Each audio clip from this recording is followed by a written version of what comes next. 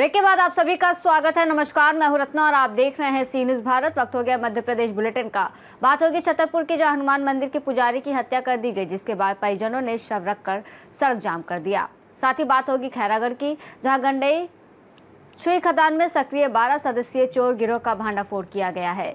ऐसी तमाम खबरों पर विस्तार से चर्चा करेंगे इस बुलेटिन में। खबर आगर मालवा से, जहां उज्जैन से झालावाड़ रेलवे लाइन जन जागरण जिला आगर के रेल प्रेमियों द्वारा रेलवे लाइन सर्वे में लेट लतीफी और रेलवे लाइन स्वीकृति में हो रहे विलंब, क्षेत्रीय जनप्रतिनिधियों व राजनीतिक दलों की उदासीनता के चलते बाबा बैजनाथ महादेव आगर को एक प्रार्थना पत्र प्रस्तुत किया गया और आग्रह किया गया कि भगवान भोलेनाथ जनप्रतिनिधियों को सद्बुद्धि दे और भारत सरकार से जल्द उज्जैन झालावाड़ रेलवे लाइन के धरातल पर उतरने तक बचे हुए कार्य को पूर्ण करें। इस दौरान जन जागरण मंच से वरिष्ठ रेल प्रेमी महेंद्र शर्मा, संजय सोलंकी, अजय माली व शशिकांत राठौर उपस्थित रहे। आदि युवाओं ने प्रार्थना पत्र प्रस्तुत किया। आगर मालवा से सी न्यूज संवाददाता अर्श अहमद कुरैशी की रिपोर्ट। मध्य प्रदेश की राजधानी भोपाल में आरक्षण को लेकर मध्य प्रदेश परशुराम सेवा संगठन द्वारा प्रेस वार्ता में कहा कि 27% ओबीसी आरक्षण पर लगी रोक हटाने की प्रदेश सरकार की याचिका के विरोध में सुप्रीम कोर्ट जाने के लिए तैयार है। का हम विरोध नहीं करते, हम बस कानून की रक्षा करना चाहते हैं। जो माननीय सर्वोच्च न्यायालय द्वारा जब एक कोई जजमेंट आया है, कोई फैसला आया है, जिसमें बताया गया है कि कोई भी राज्य, कोई भी स्टेट 50% से ऊपर आरक्षण नहीं दे सकता है, तो ऐसे जब लेजिस्लेशन आते हैं जो इस समानता का, इस कानून का उल्लंघन करते हैं, तो उसके खिलाफ एक आवाज़ उठाना ये हमारा काम है। जबकि उस जजमेंट में ये भी बताया गया है कि कोई एक्स्ट्रा ऑर्डिनरी सिचुएशन हो रही है, जब असामान्य परिस्थितियां उत्पन्न हो रही हैं, तब एक स्टेट आरक्षण को 50% से ऊपर ले जा सकता है। लेकिन एमपी में अगर हम बात करें तो ऐसी कोई असामान्य परिस्थितियां नहीं हैं।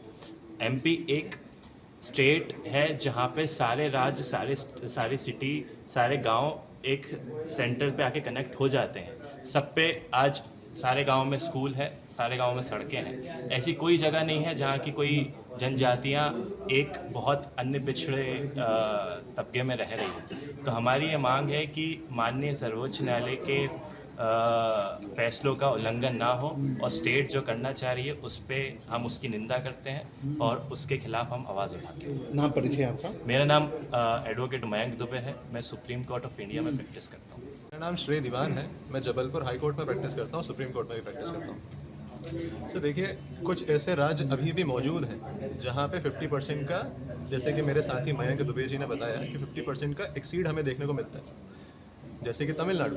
पर तमिलनाडु, अगर आप तमिलनाडु का एग्जाम्पल लेके मध्य प्रदेश में इम्प्लीट करने का कोशिश करेंगे, पर तमिलनाडु 9th शेड्यूल में आता है, वो जुडिशियल स्क्रूटिनी से बाहर है। आप तो जुडिशियल स्क्रूटिनी के अंदर आ रहे हैं।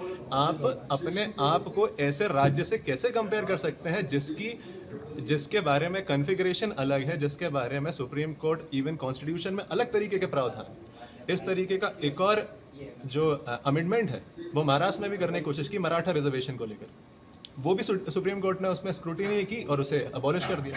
तो हमारा जो कहना है कि आपको आरक्षण देना है, 27% अगर आपको आरक्षण देना है आप दें, लेकिन वो आपको 50% का जो सीलिंग लिमिट है उसके अंदर आके देना पड़ेगा। अगर आपको काटना है तो SC ST जो भी आपने बाकी में उनको 20 किसी को देके रखा है, उनको आप 9.5 करिए, किसी को आपने 16 देके रखा हुआ है, उनको आप 13 करिए, तब जाके आप 27 वहाँ पे फिट कर पाएंगे। आप जनरल कैटेगरी में एक्सीड करके वहाँ पे इंक्रोच करके उनके हिस्से की आप 63%, तो एक तरीके से देखा जाए 37% के आसपास उनके पास जमीन, वो उसके पास उनके पास सीट बचेगी। तो एक तरीके से भारत के संविधान के खिलाफ है। बाबा साहब अम्बेडकर का जो कहना था कि जो अमेंडमेंट होना चाहिए या फिर जो रिजर्वेशन होना चाहिए वो हमेशा माइनॉरिटी के लिए होना चाहिए, ना कि मेजॉरिटी के लिए। 50% से कम होना चाहिए, ज़्यादा नहीं होना चाहिए। सुप्रीम कोर्ट और हमारे भारत के संविधान का जो आत्मा है उसके खिलाफ। मध्य प्रदेश परशुराम सेवा संगठन द्वारा आज प्रेस वार्ता आयोजित हुई है, किस उद्देश्य को लेकर? मध्य प्रदेश परशुराम सेवा संगठन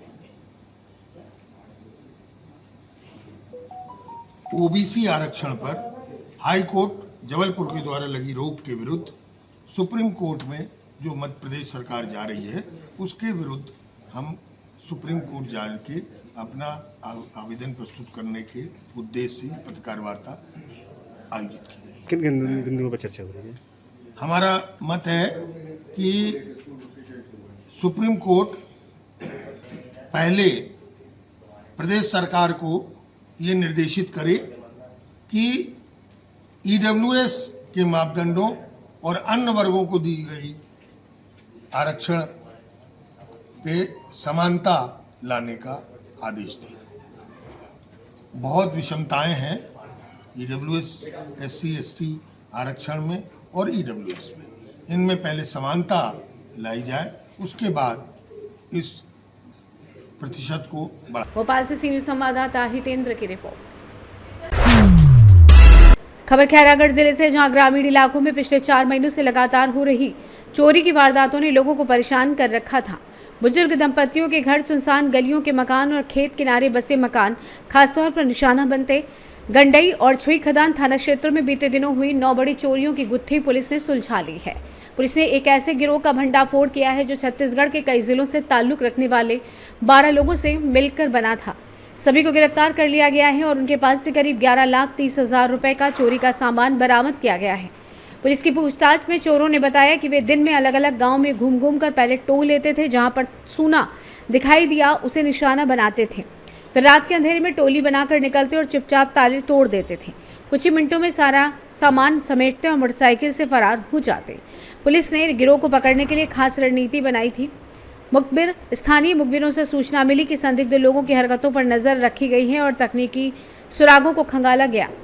आखिरकार जांच की जा रही है। फिलहाल सभी आरोपियों को न्यायालय पेश कर न्यायिक हिरासत में भेजा गया है। पुलिस ने लोगों से अपील की है कि वे रात के समय घरों को सुरक्षित रखें, ताले मजबूत करें और किसी भी संदिग्ध गतिविधि की सूचना तुरंत पुलिस को दें। किसी पुलिस ने थोड़ा शोर कम कर लीजिए जी। किसी पुलिस ने चोरों और नकबजानी के मामलों में एक बड़ी सफलता प्राप्त की है।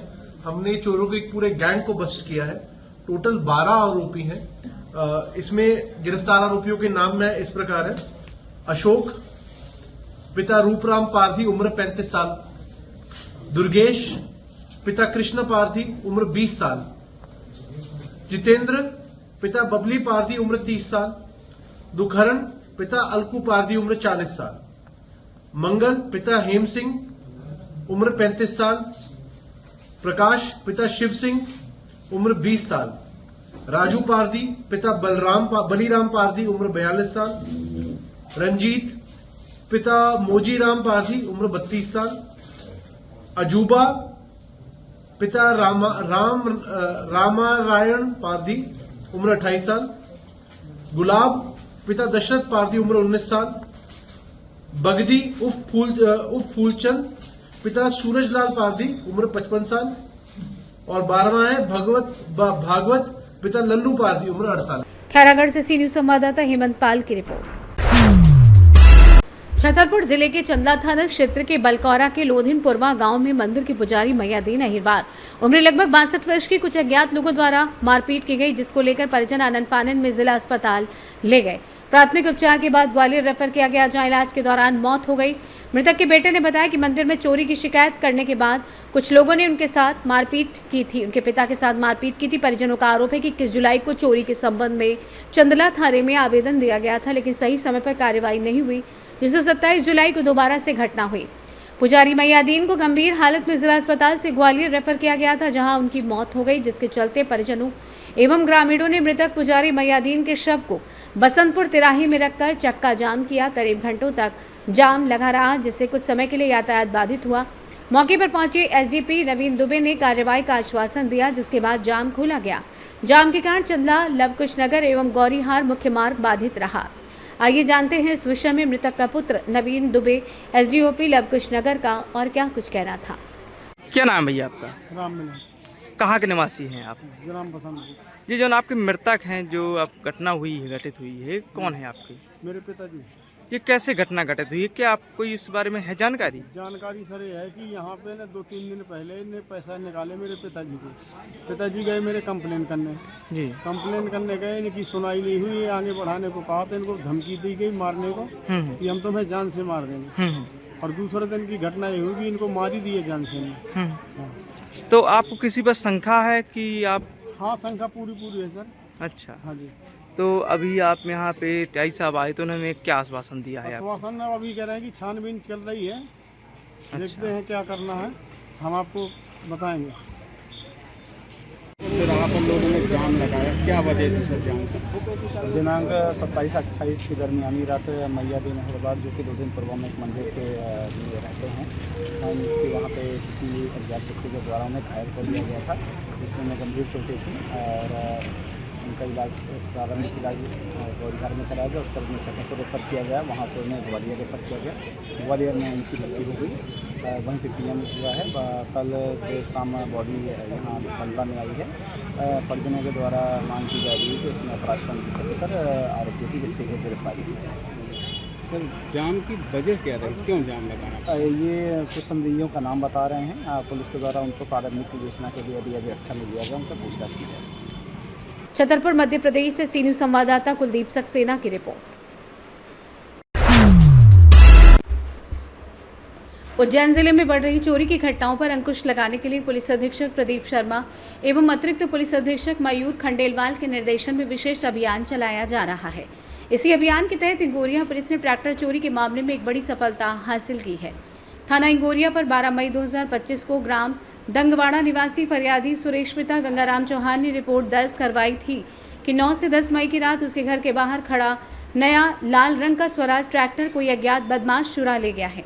ट्रैक्टर की अनुमानित कीमत करीब 9 लाख रुपए बताई गई। मामले को गंभीरता से लेते हुए अनुविभागीय अधिकारी पुलिस बड़नगर महेंद्र सिंह परमार एवं थाना प्रभारी अमृतलाल गवरी के निर्देशन में एक विशेष टीम गठित की गई। जांच के दौरान पुलिस ने लगातार सूचनाएं जुटाई और मुखबिरों से संपर्क बनाए रखा। टीम ने 31 जुलाई 2025 को अरविंद उर्फ रविंद्र को हिरासत में लिया। सख्ती से पूछताछ करने पर आरोपी ने स्वीकार कर लिया कि उसने अपने 3 साथियों के साथ मिलकर ट्रैक्टर चोरी की वारदात को अंजाम दिया था। आरोपी का आपराधिक रिकॉर्ड भी सामने आया है। वहीं पूर्व में मंदसौर एवं नीमच जिलों में लूट व चोरी जैसे मामलों में जेल जा चुका है। फिलहाल उसके 3 अन्य साथी फरार हैं, जिनकी तलाश जारी है। इस कार्रवाई में थाना प्रभारी अमृतलाल गवरी, सहायक उप निरीक्षक दिनेश नीनामा एवं कनीराम डिंडोर, प्रधान आरक्षक नरेंद्र सिंह परिहार और सरदार सिंह खरते, आरक्षक शिवकांत पांडे एवं संदीप बामनिया, सैनिक भरत मकवाना की सराहनीय भूमिका रही। चोरी के आरोपी और ट्रैक्टर जब्त किया है और क्या है पूरा मामला? श्रीमान पुलिस अधीक्षक महोदय उज्जैन तथा अतिरिक्त पुलिस अधीक्षक महोदय मयूर खंडेलवाल साहब के निर्देशन में उज्जैन जिले में पिछले कुछ समय से निरंतर चोरी एवं लूट एवं नकबजनी के आरोपियों की धरपकड़ हेतु लगातार अभियान चलाया जा रहा है। उसी क्रम में थाना इंगोरिया पर एक आरोपी को 31/7/2025 को गिरफ्तार कर उससे पूछताछ कर उसके कब्जे से एक ट्रैक्टर जो 5 मई को चोरी हुआ था थाना इंगोरिया क्षेत्र से, उसको बरामद किया गया है। आरोपी काफ़ी साथी रहे। इसके और भी 4-5 लोगों को शामिल होने की जानकारी प्राप्त हो रही है। उन्हें भी बहुत जल्दी गिरफ्तार कर और भी चोरी का खुलासा इंगोरिया पुलिस द्वारा किया जाएगा। कितना माल जब्त किया? अभी घटना में एक ट्रैक्टर गया था जो स्वराज कंपनी का है, लगभग 9 लाख रुपए का माल इंगोरिया पुलिस द्वारा बरामद। बड़नगर से सी न्यूज़ संवाददाता विजय सोलंकी की रिपोर्ट। आज प्रधानमंत्री किसान सम्मान निधि का वितरण प्रदेश के सह विदिशा के किसानों को भी किया गया। प्रधानमंत्री के कार्यक्रम का सीधा प्रसारण कलेक्ट्रेट के वीसी कक्ष में देखा गया। इस दौरान विधायक मुकेश टंडन, जनपद अध्यक्ष वीर सिंह रघुवंशी सहित अन्य अधिकारी और जनप्रतिनिधि मौजूद रहे। मौके पर ही कुछ किसानों को सांकेतिक रूप से सम्मान निधि का प्रमाण पत्र उपलब्ध कराया गया। उनको न केवल 2000 रुपये भारत के यशस्वी प्रधानमंत्री जी, बल्कि मध्य प्रदेश शासन के हमारे माननीय मुख्यमंत्री डॉक्टर मोहन यादव जी भी किसानों के लिए एक सहयोग के रूप में बराबर की राशि डाल रहे हैं। वास्तव में जो 1 बीघा 2 बीघा के किसान थे, जिनको छोटी छोटी अपनी आवश्यकताओं के लिए साहूकार के पास जाना पड़ता था या कर्ज लेना पड़ता था, उसमें बड़ी राहत आज किसानों को फिर मिलने जा रही है। मैं धन्यवाद देता हूं मोदी जी को।